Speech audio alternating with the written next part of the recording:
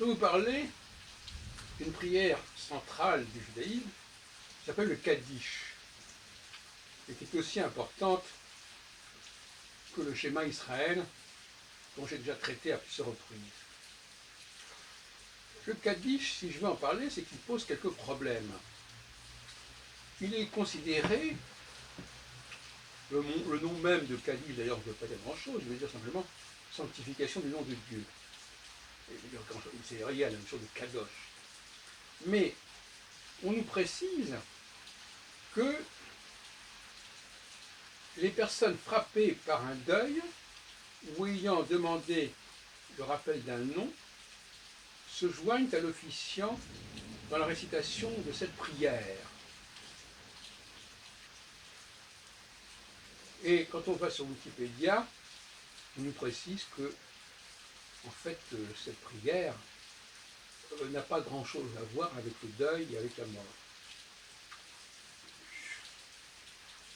C'est une prière de bénédiction de Dieu. Vous savez que j'ai insisté beaucoup sur le fait que la prière juive n'est pas une prière de demande de bénédiction, c'est une affirmation de la bénédiction de Dieu, pour Dieu, à son endroit. C'est une prière de remerciement et d'action de grâce envers Dieu. Et en l'occurrence,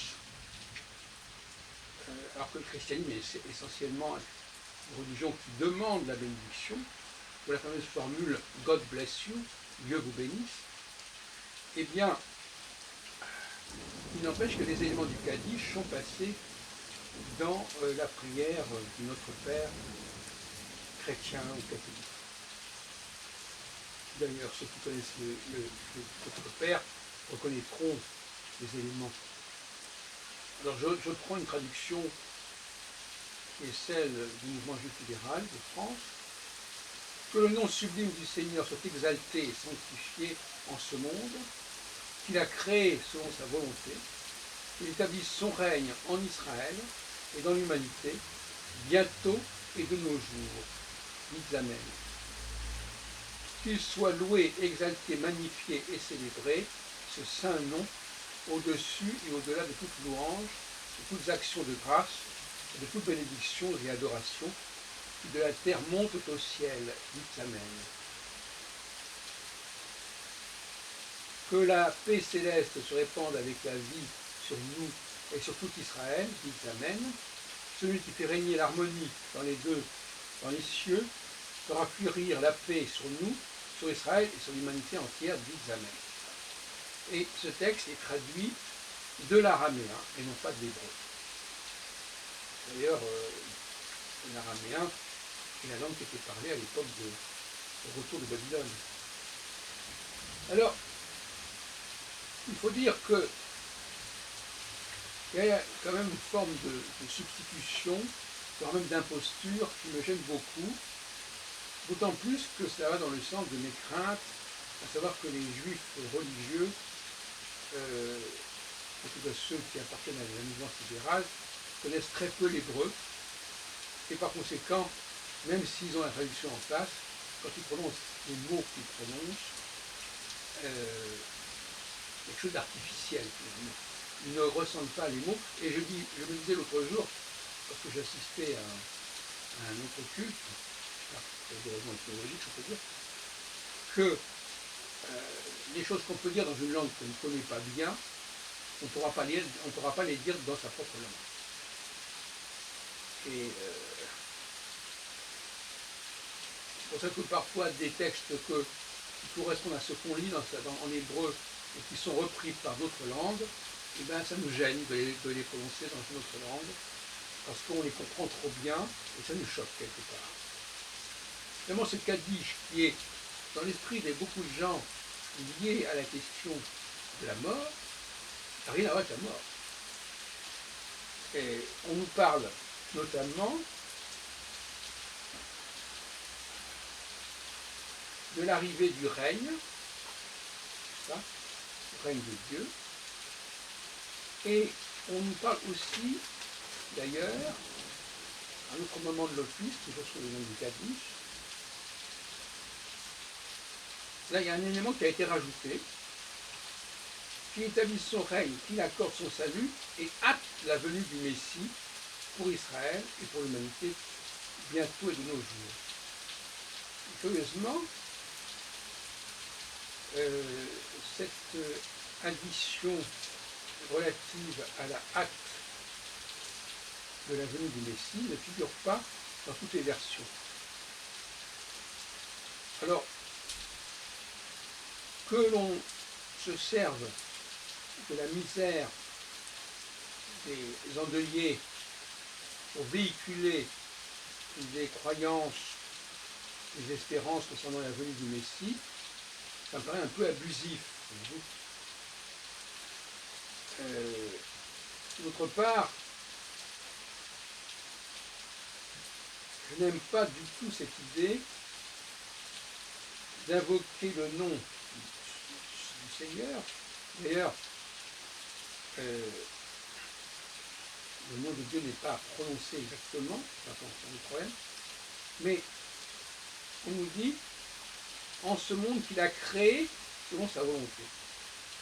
Et je vous ai déjà exprimé mes réticences sur cette expression-là, parce que Yahvé n'est pas le créateur de l'univers.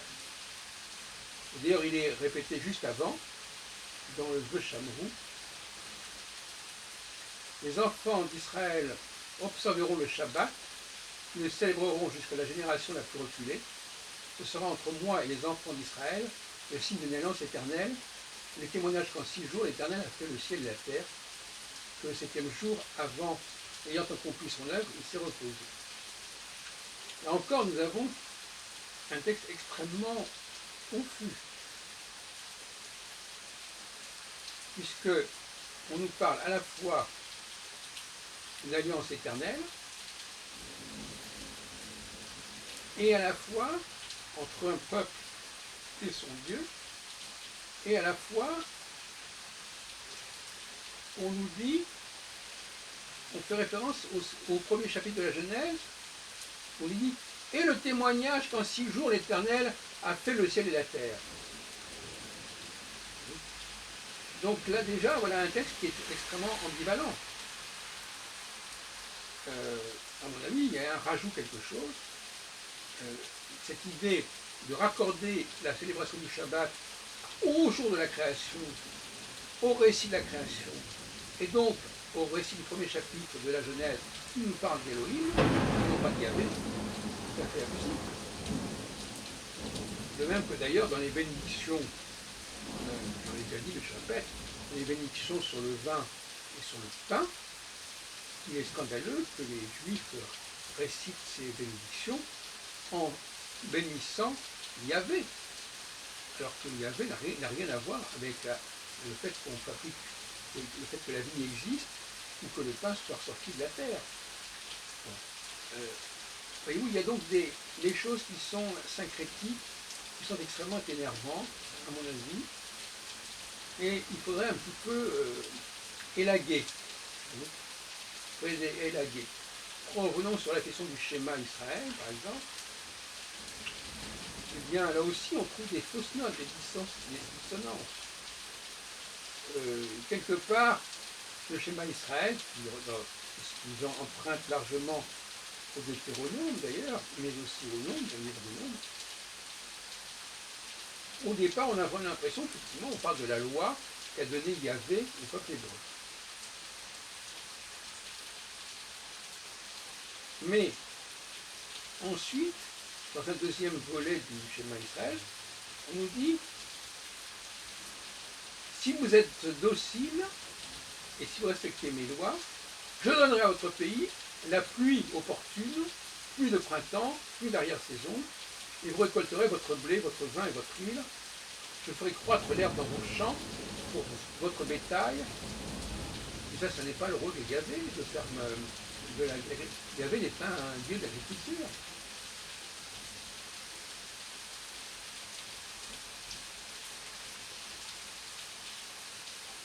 Donc on alterne, après on revient, imprimez donc mes paroles dans votre cœur, dans votre pensée, attachez-les comme symbole sur vos bras, etc.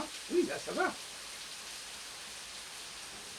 Mais il y a toujours un moment donné où il y a une espèce de dissonance.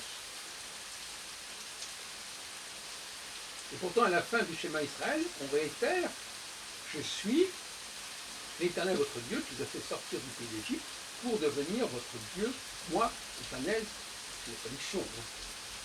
Votre Dieu, en réalité, ils traduisent Yahvé pour l'Éternel. Donc, vous voyez, il y a toujours un moment donné où le côté un peu création du monde est confondu avec le phénomène de Yahvé, qui n'est pas un Dieu, qui n'est pas le Dieu de la création du monde, qui est probablement le Fils de Dieu, un certain type de Fils de Dieu.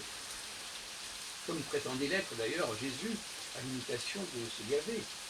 Même si l'expression Fils de Dieu, par rapport à Yahvé, n'est jamais employée dans la Bible. Non terme, à mon avis, c'est non seulement une omission, mais c'est quelque chose qui a été évacué. Voyez-vous ? Donc, moi, s'il fallait repenser un livre de prière juif, ben, vous voyez à peu près dans cet esprit-là que je le ferais, c'est-à-dire qu'à aucun moment, je ne confondrai le personnage de Yahvé avec le personnage d'Élohim. Je ne ferai pas d'allusion à la création du monde pour célébrer Yahvé. Ça paraît tout à fait dépourvu. Non, on peut aussi célébrer Elohim à un moment donné en disant on le remercie, etc. Mais justement pour montrer la différence entre ces deux entités que sont Elohim et que sont Yahvé. Merci de votre attention.